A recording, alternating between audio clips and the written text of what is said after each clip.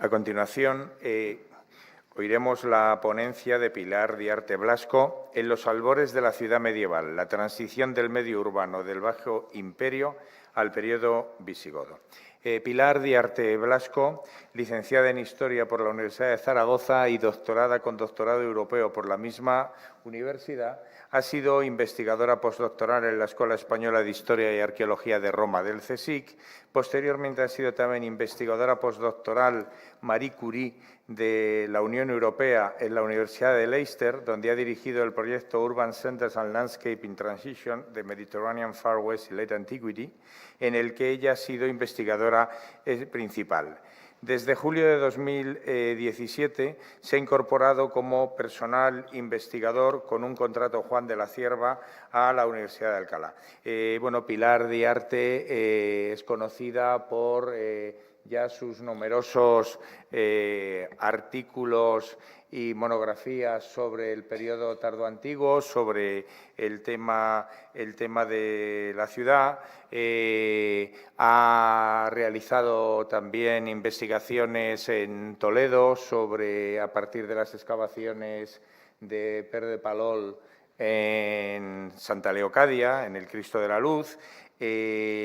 Ha trabajado también en investigaciones arqueológicas en Bílbides, en numerosos yacimientos arqueológicos, y también ha dirigido últimamente trabajos de investigación arqueológica en el importante yacimiento de Tusculum en Roma.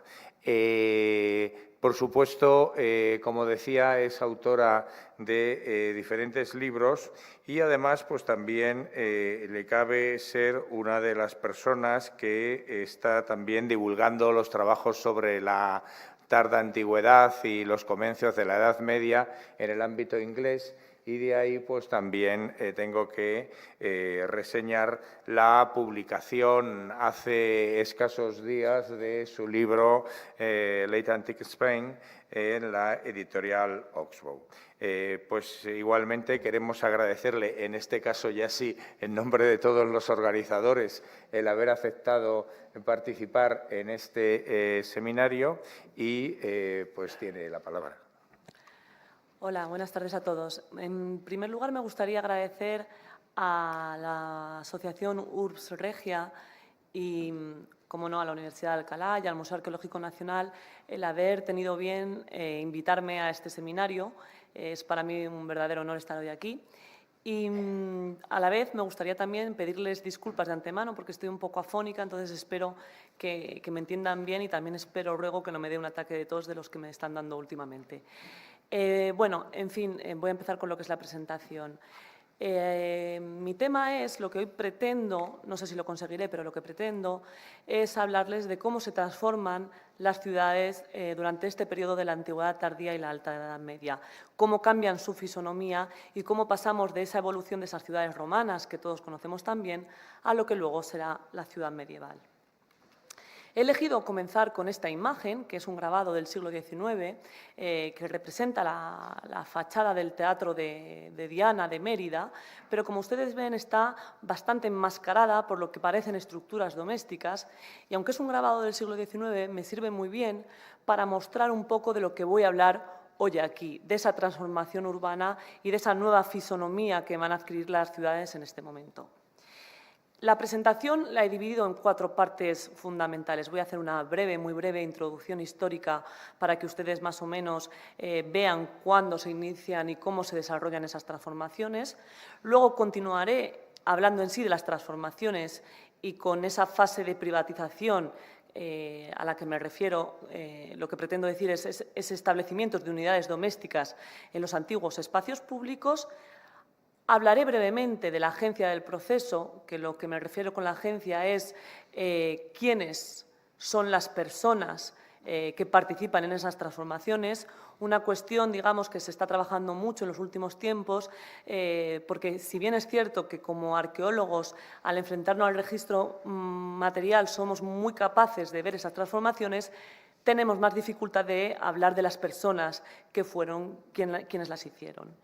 Continuaré con la cristianización topográfica, que es la inserción de los edificios cristianos en el tejido urbano, y unas breves conclusiones que más que conclusiones serán como una especie de recapitulación de qué es lo que hemos comentado hoy aquí. La mayor parte de las transformaciones urbanas que vamos a ver se inician hacia el siglo III después de Cristo. Pero es cierto que la consolidación de esas transformaciones tiene lugar en el siglo IV y en el V, es decir, coincidiendo con lo que es, por un lado, la reforma de Diocleciano, la reforma administrativa, política y militar de Diocleciano, la creación de la diócesis Hispaniarum, el traslado de la capital a Mérida, como ustedes saben, y, posteriormente, con la entrada ya en el siglo V de suevos, vándalos y alanos y de visigodos, esta vez como federados del imperio, para echar una mano, aunque luego finalmente se quedarán y formarán su propio reino visigodo. Un reino que, como saben y como pueden ver en el segundo mapa, en este de aquí, convivirá con el llamado reino de los suevos hasta el año 585, que acaba de ser completamente conquistado, y con esta pequeña franja de aquí, que es la franja bizantina, que es la provincia de España, la provincia imperial, que los bizantinos tienen en esta zona y en las Islas Baleares. Esta es un poco la situación que se encontrarán hasta inicios del siglo VIII, cuando tropas de árabes y sobre todo bereberes entrarán en la península ibérica y darán el golpe de gracia final al Estado visigodo. Hablar de las ciudades es un tema complejo y no me quiero extender mucho en el tema de que es verdad que en este periodo hay una tasa de fracaso urbano mayor que en otros periodos históricos. ¿Qué quiero decir con eso de fracaso urbano? Lo que pretendo decir es que es cierto que en este periodo hay muchas ciudades que desaparecen, que dejan de estar habitadas, que poco a poco se van haciendo pequeños y en algunos casos se abandonan. Es cierto que hay bastantes, pero como señaló hace ya bastante tiempo el profesor Pablo Díaz de la Universidad de Salamanca, la tasa es muy similar a la del norte de Italia y es más o menos 3/4 partes de ciudades romanas, de municipia romanos, se mantienen con vida durante la Antigüedad tardía y la Edad Media, y es una 1/4 parte la que, digamos, desaparecerá. Por lo tanto, tenemos un sólido número cuando hablamos de esas 3/4 partes, si tenemos en cuenta que en la península ibérica había unos 300 municipia, ¿de acuerdo? Una buena muestra de ello es que muchas de esas ciudades romanas acabarán siendo sedes episcopales. Tendrán un obispo y un gran complejo episcopal del periodo entre el IV y el VII, aunque es cierto que sobre todo a partir del siglo VI, aparecerán también sedes episcopales asociadas a territorios y no asociadas a ciudades. Pero sí que es verdad que el cordón umbilical de esa cristianización, de ese establecimiento de sedes episcopales, son precisamente las ciudades. Bien, veamos a qué me refiero cuando hablo de esa fase de privatización y de transformaciones. Esa fase se puede ver perfectamente ya en el entramado urbano, cuando vemos en esta imagen de Miguel Alba cómo el pórtico de esta casa es completamente, digamos, se colapsa y forma parte de una vivienda. Es decir, no será ya suelo público, las personas no pasarán por debajo de él para protegerse del sol o de la lluvia, sino que formará parte del bien privado de uno. Es cierto, tampoco quiero llevarles a engaño, que en este mismo periodo hay también muchas transformaciones dentro de lo que es la arquitectura doméstica, pero no me voy a extender en ese tema porque sería demasiado largo y porque lo que yo quiero enseñarles o lo que me gustaría mostrarles es la transformación urbana, el cambio de fisonomía, y eso no se hace desde dentro de las casas, sino que es desde fuera. Si vemos, por ejemplo, el que es el edificio público romano por antonomasia, que es el Foro Romano, como saben, un espacio multifuncional, con funciones políticas, sociales, religiosas, judiciales, comerciales, de todo tipo. Es en el siglo III cuando notamos que empiezan a cambiar las cosas. ¿En qué empiezan a cambiar? Pues casi siempre vemos cómo se empiezan a tapiar los pórticos de estas plazas porticadas y empiezan a establecerse unidades domésticas dentro de ellas. El antiguo foro de mármol que todos tenemos en nuestra cabeza se ve en cierta forma ultrajado, por decirlo de alguna forma, digamos, pierde ese decor romano con estas pequeñas unidades domésticas, incluso talleres, que empiezan a aparecer dentro de ellas, como vemos, por ejemplo, en el caso de Zaragoza. Este es un proceso sostenido, es un proceso largo en el tiempo. No quiero que piensen que es un proceso rupturista, digamos, que pasa de un día para otro, sino que es algo bastante largo. Aunque bien es cierto que siempre hay excepciones. Le voy a mostrar una, que es una bien conocida, que es el caso de ciudades como Munigua o Velo Claudia, en el sur, en Andalucía, que sufrirán un fuerte terremoto en el siglo III después de Cristo, del que ya no se recuperarán. Y tras esa no recuperación, vemos cómo aparecerán unidades domésticas asociadas tanto al foro o vemos aquí directamente en el antiguo templo de Isis. Es cierto, no obstante, que ese terremoto afecta a Andalucía y que hay otras muchas ciudades que lo sufren y son capaces de reponerse. Así que, evidentemente, estas dos ciudades tenían ya previos problemas económicos bastante serios cuando no pueden reponerse a este gran terremoto del siglo III. Como les digo, el proceso en los fora comienza en la mayor parte de los casos en el siglo III, en el siglo III después de Cristo, pero hay casos en que el proceso comienza un poco más tarde y es casi siempre en las antiguas capitales provinciales. Me refiero a Mérida, me refiero a Tarragona, a Córdoba, Cartagena. En estos casos casi siempre vemos que las transformaciones comienzan un poquito después. La imagen que ustedes están viendo es el Foro Provincial de Mérida, donde esas transformaciones comienzan en el V después de Cristo. Y ya en el VI pueden ver perfectamente cómo esta es parte del podio del templo del Foro Provincial, cómo se adosará una vivienda visigoda que ha dejado restos evidentes con los llamados agujeros de poste de las vigas. Otro caso similar, por ejemplo, es el de Tarragona. En Tarragona la transformación comienza también en el Foro Provincial, que es el foro ubicado más en lo alto de la ciudad, comienza en el siglo V y comienza con el establecimiento de unidades domésticas.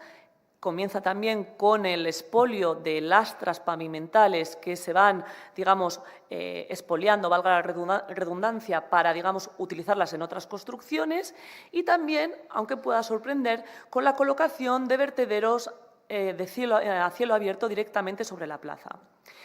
Me gusta utilizar este ejemplo cuando hablamos de estos temas porque vemos que si bien las transformaciones comienzan a inicios del siglo V, en la segunda mitad del siglo V sabemos con seguridad que el foro sigue cumpliendo algunas, si no todas, de las funciones de foro, ya que se añadirá un epígrafe dedicado a los emperadores León y Antemio.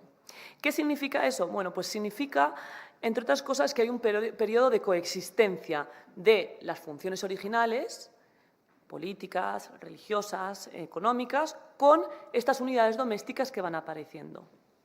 Sin embargo, ese periodo de coexistencia, como ustedes verán, tiene lugar única y exclusivamente en los foros, porque en el resto de edificios públicos romanos es necesario que pierdan su funcionalidad original para que aparezcan, como ya veremos más adelante, estas unidades domésticas de las que estamos hablando.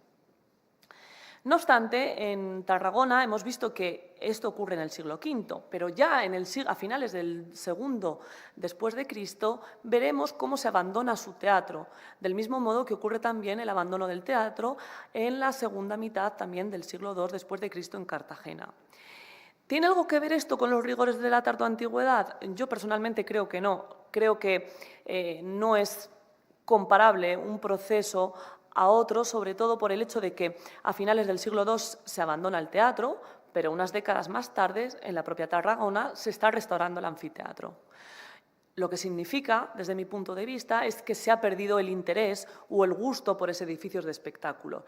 Como veremos, además, en el resto de ciudades de la península ibérica, donde se abandonan, en primer lugar, los teatros, en segundo, los anfiteatros y, por último, los circos. ¿Qué significa eso? Pues que el espectáculo del circo es el que más, digamos, espectadores gozaba hasta el siglo V. Evidentemente estoy intentando de generalizar, siempre y luego podrán encontrar excepciones, pero digamos para dar un marco general del proceso. Como ven, las estructuras domésticas aparecen tanto en el foro de Segóbriga, en el foro de Cartella, pero aparecen también asociadas estructuras artesanales o en los espacios de tipo lúdico, como son los teatros y los anfiteatros. Aquí vemos dos imágenes del teatro y del anfiteatro de Segóbriga y vemos las unidades domésticas que aparecen en este periodo tardío.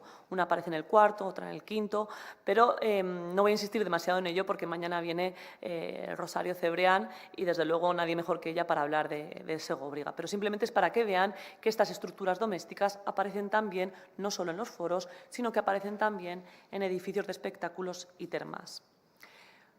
Otra de las funcionalidades o de las nuevas funcionalidades que encontramos asociadas a los antiguos espacios públicos romanos es la funcionalidad de tipo productiva. Tanto bien porque se instale un taller metalúrgico, un taller cerámico, o bien porque muchos de estos edificios se van a convertir en auténticas canteras de materiales, canteras para utilizarlos en la construcción de nuevas edificaciones, del tipo que sea, pueden ser religiosas o no, como ya veremos. En este caso ven el teatro de César Augusta de Zaragoza, que se desmantelará y se utilizará parte del material original de este teatro para reforzar la muralla de la ciudad. O en Calahorra, donde hoy el circo no se ve, está completamente borrado, pero a inicios del siglo XX se veían todavía parte de los restos de él, que es una ciudad abierta, que no tenía murallas, a diferencia de Zaragoza, pero que a finales del siglo III, digamos, expoliará el circo para la construcción de la muralla, el amurallamiento de la ciudad.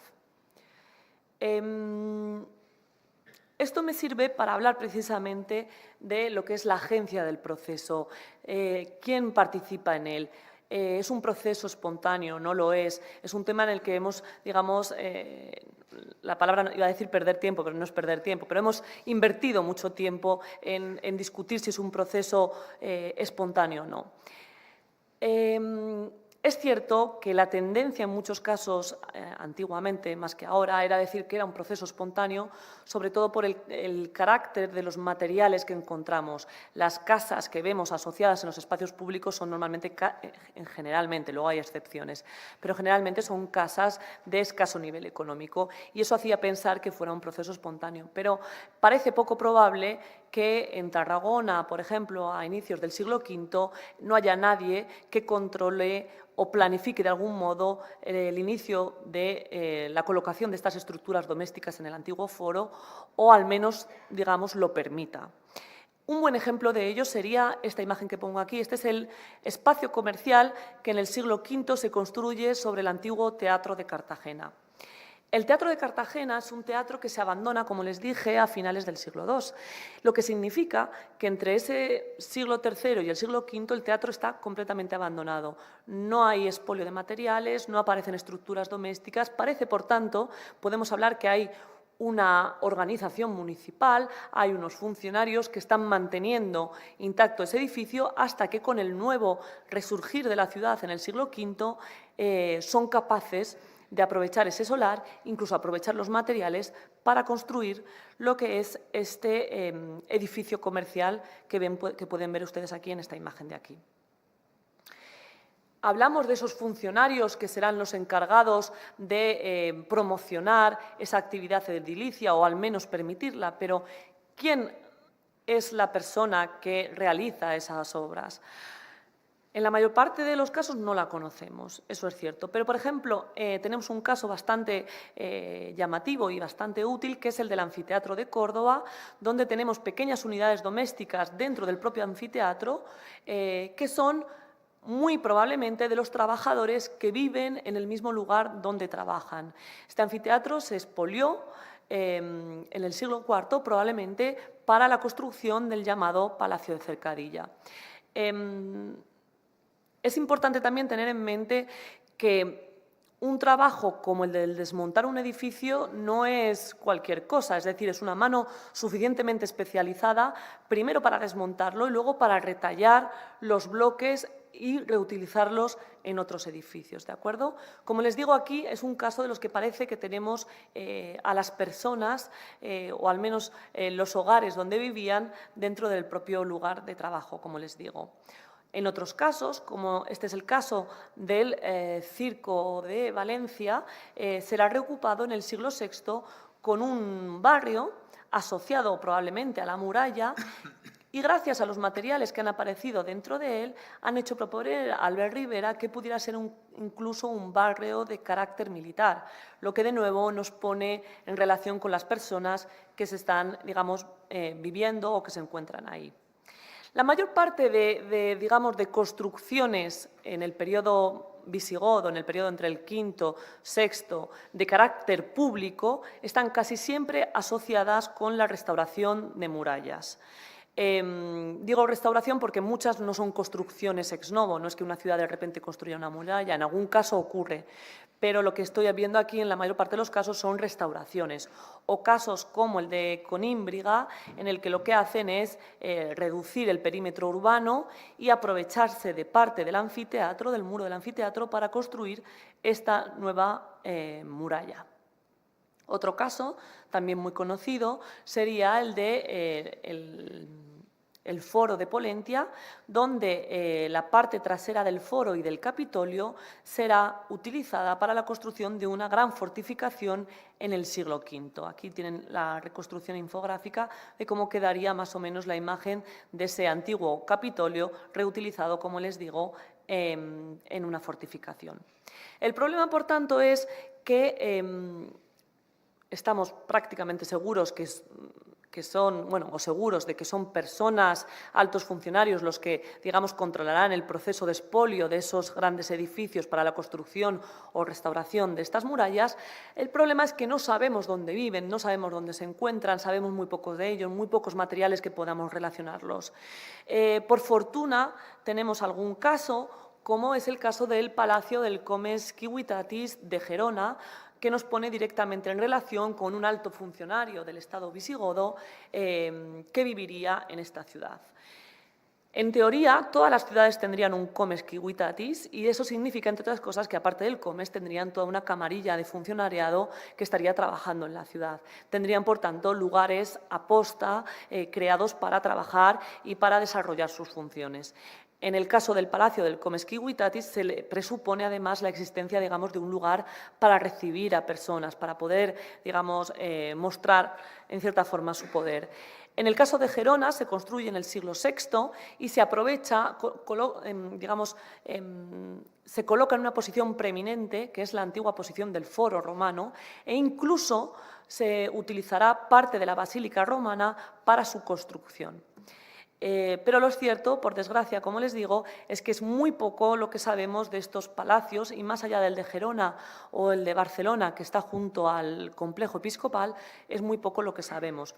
Por tanto, como les digo, presuponemos una actividad edilicia al Estado, digamos, al periodo visigodo, que en muchos casos no conseguimos ver claramente a nivel, digamos, laico. Luego, en el nivel religioso, como verán, la cosa es mucho más amplia.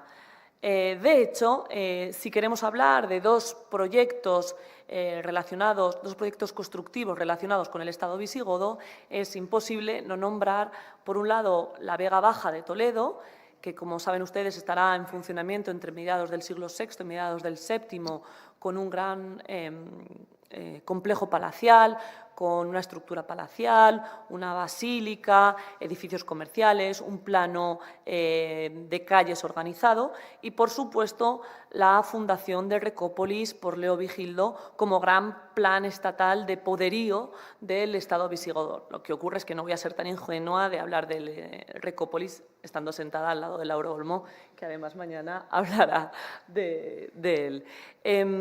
Simplemente decirles que son las dos grandes obras que tenemos de proyectos capaces de patar a la Iglesia en este periodo visigodo. Es la Iglesia, sin duda alguna, la que mejor tenemos representada y la que va a dar la novedad constructiva en este periodo. Antes nombraba precisamente el profesor Olmo, nombraba el caso de un proyecto en el que estuve trabajando, que es precisamente el Cristo de la Vega. Bajo él está lo que parece que es la Basílica de Santa Leocadia y donde pudimos comprobar que los sillares del circo romano, que estaba ubicado a menos de 200 metros, fueron reutilizados para esta construcción. ¿A qué nos referimos cuando hablamos de cristianización topográfica? Pues bien, nos referimos fundamentalmente a la inserción de edificios cristianos, da igual que sean iglesias, que sean monasterios, pequeñas capillas, en el tejido urbano preexistente. Esa inserción acompañada además de cementerios, de necrópolis cristianas. Un caso muy conocido es, por ejemplo, el del Concilium Provinciae. Es el antiguo foro provincial de Tarragona, que les he nombrado antes, que a mediados del siglo VI verá cómo la sede episcopal se traslada hasta aquí y ocupa la zona que anteriormente había estado ocupada por el templo provincial. Lo que ocurre es que hoy no podemos verlo, entre otras cosas, porque está enmascarado por la iglesia medieval. Pero, evidentemente, podemos imaginarnos el poder de esa iglesia, el poder del obispo visigodo, que coloca su catedral en la zona más preeminente de la topografía tarraconense. Otro ejemplo sería el de Barcelona. Barcelona, gran parte, como sabrán, del suelo dentro de las murallas de Barcelona está ocupado por este gran complejo episcopal. Antes les hablaba del Palacio del Comes Ciuitatis, que se ubica justo aquí, entre la iglesia cruciforme y lo que es el Palacio Episcopal, lo que ya también nos pone en contacto en relación de esa conexión del poder secular con el poder religioso. Es un gran complejo episcopal en el que incluso podemos poner un nombre propio. Sabemos que Ugnas, el obispo de Barcelona, que era arriano, se convierte al catolicismo para continuar, digamos, en la cátedra episcopal y a partir de convertirse al catolicismo llevar a cabo esa gran monumentalización, esa gran construcción con una impresionante catedral, una impresionante sede episcopal que dará una gran importancia, un gran empaque urbano a la ciudad y que desde luego debía sorprender al visitante que atravesaba sus murallas. Otro ejemplo conocido es el de Valencia. Valencia es también otro caso de ciudad donde también tenemos un nombre propio. Tenemos al obispo Justiniano, que ha dejado diferentes epígrafes y que a inicios del siglo VI llevará a cabo la gran expansión constructiva del complejo episcopal. Un complejo episcopal, por cierto, muy curioso, porque se sitúa en un lateral del foro, pero no en la posición central, como hemos visto en el caso de Tarragona, sino en un lateral. ¿Por qué, se ubica en este lado, quizás en un lado un poco menos importante? Pues porque este complejo episcopal surge en torno a la figura y al martirio de San Vicente. San Vicente, ven ustedes aquí la curia del foro, fue probablemente juzgado y después martirizado aquí, y a partir de aquí se crea todo este polo de atracción y aparecen toda una serie de enterramientos de gente que se quiere entregar a santos, lo que significa cerca del santos, para digamos, estar más cerca y tener seguro la llegada al cielo de la forma más rápida. Y a partir de ahí crece todo este complejo episcopal en el que Justiniano, como decimos, no es un complejo sin más, sino que él lo tiene perfectamente organizado, construirá un baptisterio, una gran catedral y un mausoleo para enterrarse él mismo. No solo eso, sino que el cuerpo de San Vicente, que estaba ubicado en una zona periférica de Valencia, una zona que hoy se llama Roquetas, lo moverá desde allá y lo traerá a este mausoleo para enterrarse junto al santo.